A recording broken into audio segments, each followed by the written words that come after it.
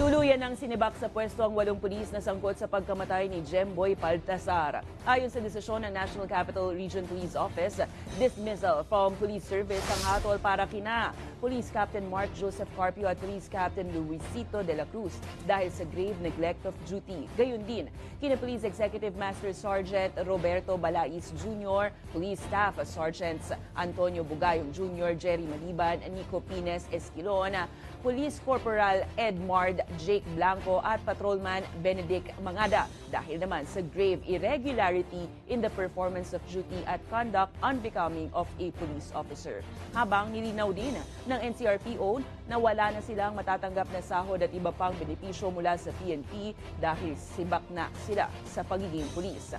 Matatanda ang napatayang binatilyo dahil sa mistaken identity.